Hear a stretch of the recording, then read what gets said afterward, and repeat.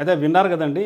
ఇందులో ప్రధానంగా ఆలోచించాల్సింది ప్రజలమైన మనం అన్నట్టు. వాళ్ళ వంతు విద్యుక్త ధర్మంగా వాళ్ళు వ్యవహరిస్తున్నారు. ముందులు ప్రజల్లో చైతన్యం రావాలి. ఎందుకంటే వాళ్ళు మన ప్రాణాల కోసం పోరాడుతున్నారు. కాబట్టి వాళ్ళ హక్కు కోసం పోరాడుతున్నారు. దానితో పాటు ప్రధానంగా మన ప్రాణాలను రక్షించడం కోసం వాళ్ళు పాటుపడుతున్నారు. కాబట్టి మీరు కూడా ప్రభుత్వానికి ఏ విధంగా మీరు మెసేజ్ల ద్వారా సపోర్ట్ చేస్తారా? లేకపోతే ట్వీట్ చేస్తారా? లేకపోతే ఈ వీడియోస్ చూసి వీడియోస్ కింద కామెంట్స్ చేసి ప్రభుత్వంలో చైతన్యం కలిగేలా చేస్తారా? అది మీ వంతు విద్యుత్ ధర్మం మీరు ప్రయత్నం చేయండి. నా పేరు కొలిపాక బాలరాజు, తెలంగాణ ఫార్మా అసోసియేషన్ రాష్ట్ర అధ్యక్షుడిని.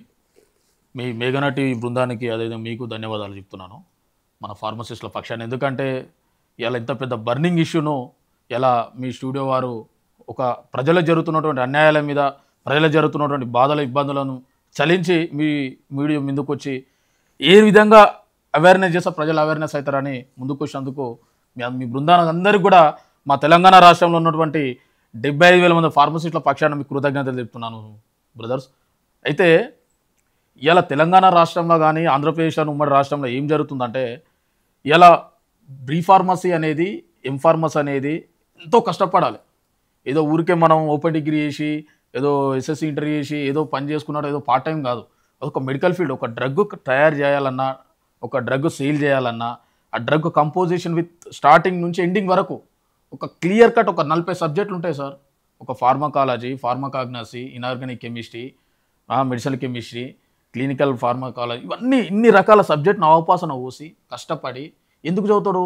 ఇలా ప్రతి ఒక్కరూ ఒక ఎంబీబీఎస్ సీట్ రాలేదన్న ఒక ఉద్దేశంతో next alternative pharmacy medical field ఉంటారు, ప్రొఫెషన్తో బీ ఫార్మసీ చూజ్ చేసుకున్న తర్వాత ఇలా మనం బయటికి వస్తే 4 years కష్టపడి బయటికి వస్తే సరే గాడ్ గిఫ్ట్ నాకు ఏ జాబ్ రాకపోయినా దేని దయ వల్ల నాకు ఓన్గా ఒక సెల్ఫ్ బిజినెస్ నేను ఒక మెడికల్ షాప్ పెట్టుకోవాలని ప్రతి ఒక్కరు ఊరుకుంటారు జాబ్ రాని వాళ్ళు.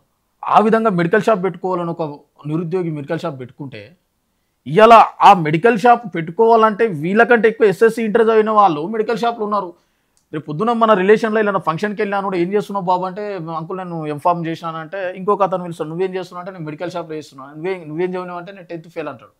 మరి ఇంత కష్టపడి ఇతనికి అదే ట్రీట్ అంటే ఒక్కొక్కసారి అనిపిస్తుంది, చాలా బాధేస్తుంది. అరే మనం చదివేంది మరి అలాంటప్పుడు ఈ చట్టాలు ఎందుకు ఉన్నాయి, ఈ వ్యవస్థ ఎందుకు ఉంది?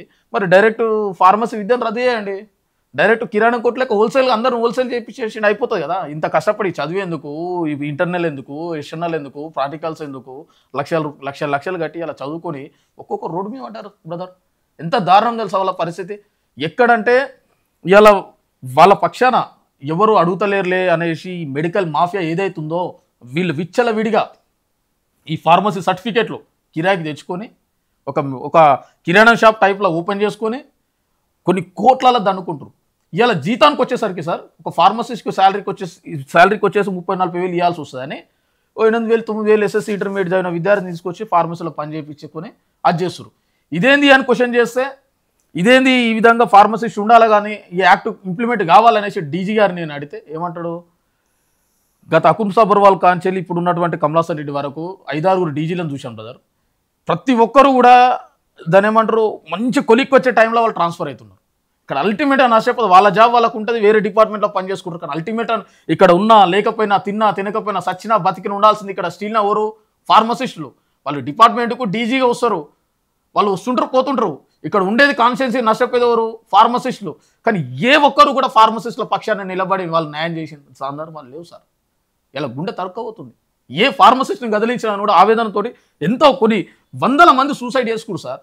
ఎంప్లాయ్మెంట్ లేక ఇలా 10 ఏళ్ళ టీఆర్ఎస్ గవర్నమెంట్లో ఎక్కడ ఏ ఇష్యూ జరగని ఇలా చలో అసెంబ్లీ పిలుపునిచ్చినాను కూడా, ధర్నా చౌక్ పిలుపునిచ్చినాను కూడా, సోమాజిగూడ ప్రెస్ క్లబ్లో ఏ ఒక్కటి చూసుకున్నాను కూడా ఇలా ప్రతిదీ కూడా మేము ఇంత కష్టపడి ఎందుకు చేసినాం సార్?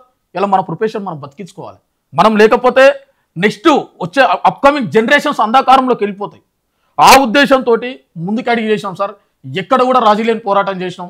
65/2 సర్క్యులర్ రిలీజ్ చేపిస్తాం సోమాజిగూడ ప్రెస్ క్లబ్లో. ఎంతోమంది కొన్ని వందల మంది ఫార్మసిస్టులతోటి ఆయల డీజీ ప్రీతి దగ్గరికి కూడా పోయి మేడం ఇది కావాలని అంటే ఆమె కూడా సానుకూలంగా సర్క్యులర్ రిలీజ్ చేసిరు. ఆరు 1-2 నెలలు రైడ్ చేసిరు. మళ్ళీ 7 గుంగడ అనే ఉంది. మళ్ళీ తర్వాత రిజ్వీ గారు వచ్చారు. రిజ్వీ గారు అపాయింట్మెంట్ ఆయనకు డీజీ కంట్రోల్కి వచ్చిన దాఖలాలు ఏ ఒక్క రోజు కూడా ఏమనుంటే హెల్త్ సెక్రటరీ అప్పుడు బీఆర్కే భవన్ ఉంటే హెల్త్ సెక్రటరీ ఆయన కలవాలని అంటే మళ్ళీ దేవుడు అంటే గేటు దుంకి వెళ్ళిపోయినాం సార్. ఒక అన్నోన్ పర్సన్స్ లెక్క. ఎందుకు ఆయన అపాయింట్మెంట్ ఇవ్వలేదు, గేటు దుంకి మరి కలిసిన రోజులు ఉన్నాయి. 10 సంవత్సరాలు నరకయాత్ర అనుభవించినాం సార్. అందు గురించే మా అందరికి కూడా ఆయన కిరణ్ కుమార్ రెడ్డి గవర్నమెంట్లో ఉన్నప్పుడు వాస్తవం చెప్తున్నా, ఆయన అన్నాడు మీకు డ్రగ్ ఇన్స్పెక్టర్ పోస్టులు 56 కాక ఇంకా కొన్ని అదనంగా వేస్తా అన్నాను కూడా. మేమేమనుకోనంటే మళ్ళీ మా రాష్ట్రం వస్తే ఇంకా కొన్ని అవుతాయి, ఇప్పుడు ఏమొద్దులే అని చెప్పేసి మేము ఆపుకున్న దాఖలాలు ఉన్నాయి.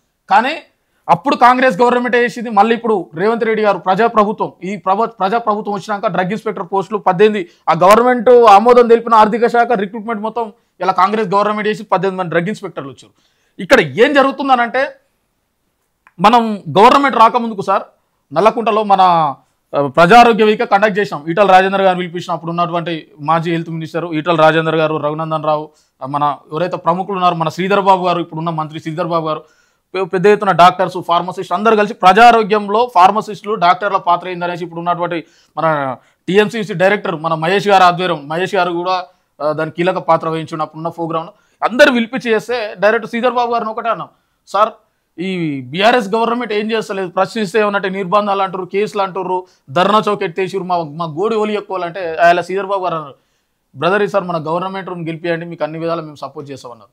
నాకు చాలా సంతోషం అనిపించింది. ప్రతి మా వాట్సాప్ గ్రూప్లలో ఈ నియంత పాలన పోవాలి, రేపు పొద్దున ఫార్మసిస్టులకు న్యాయం జరగాలంటే కాంగ్రెస్ గవర్నమెంట్ రావాలి అని అందరూ కష్టపడరు. నియోజకవర్గాలలో సత్యనాథ్ అందరూ, మన శ్రీనివాసు, శంకర్ అందరూ కూడా కోఆర్డినేషన్ చేసుకొని సరే ఫార్మసిస్టుల పక్షాన మా ఓటు బ్యాంక్ ఏదైతే ఉందో మేము కాంగ్రెస్ ప్రభుత్వానికి మేము సంపూర్ణ మద్దతు ప్రకటించినాం. గవర్నమెంట్ వచ్చిన తర్వాత సరే కొత్త గవర్నమెంట్ మనం ఇప్పుడు ఏమన్నా సూచనలు లేవనే ఉద్దేశంతో ఒక 6 నెలలు అయినాం, యాక్ట్ ఇంప్లిమెంట్ అవుతుంది. చూసినాం మాకు రేవంత్ రెడ్డి గారు అంటే అపూర్వమైన నమ్మకం, గౌరవం.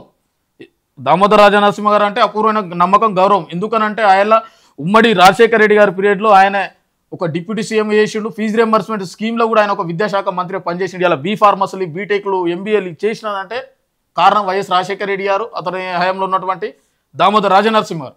ఆయన ఇలా ఈ పొజిషన్లో చేసినాం. కానీ ఈ యాక్ట్ ఇంప్లిమెంట్ కావాలంటే ఇలా కమలాసన్ రెడ్డి గారితో చర్చలు జరుగుతుంటే నన్ను సార్ మీరు వ్యవస్థలో మీరు సివిలైజేషన్లో ఒక సిపిఓ పనిచేసారు, మాకు మీరు సాయం చేయాలి, ఇది ఒకటి బయటపడేయాలి సార్. చాలామంది నోరు మీరు పడే పరిస్థితులు ఉన్నాయి. ఫార్మసిస్టులు ఇలా చాలా జీతాలతో సూసైడ్ చేసుకోరు. కరోనా టైంలో ఎంతోమంది చనిపోయారు. వెళ్ళక చాలా ఇబ్బందులు అవుతున్నాయి సార్. ఇది ఒక్కటి చేయాలా సార్ అంటే ఇది ఎప్పటి నుండి నడుస్తుంది బాస్, ఇది ఎప్పటి నుండో ఇది ఖచ్చితంగా చేస్తాం. కానీ నెల అవుతుందా 2 నెలలు అవుతుందా అని ఒక హామీ ఇవ్వలేదు. మాకు పూర్తి హామీ యాక్ట్ ఈ డే నైట్ పూర్తి హామీ ఇచ్చి చేస్తే మేము సంతోషపడేవాళ్ళం. అందుకే ఆయనతోటి చర్చలు విఫలమైన తర్వాత నేను ఒకటే అన్నా, ప్రజాప్రభుత్వంలో మా ముఖ్యమంత్రి రేవంత్ రెడ్డి గారి మీద దామోదర్ రాజా పూర్తి నమ్మకం ఉంది. మేము అతన్ని వాళ్ళనే వేడుకుంటాం. వాళ్ళనే వేడుకొని వాళ్ళ డైరెక్షన్లో ప్రిన్సిపల్ సెక్రటరీ గారికి ఎంబడే ఆర్డినెన్స్ జారీ చేసి ఈ ఫార్మసిస్టుల పక్షాన్ని నిలబడాలని మేము కోరుకుంటున్నాం సార్. అదేవిధంగా ఇవాళ సొసైటీలో నిజం చెప్తున్నాను, మీది చాలా నేను చూస్తున్న మన సర్క్యులేషన్, ఏ చిన్న ఇష్యూ జరిగినా కూడా ఇలా చాలామంది సెలబ్రిటీలు ఈ స్టూడియో నుంచి వాళ్ళ గలం కూడా వినిపించజడింది.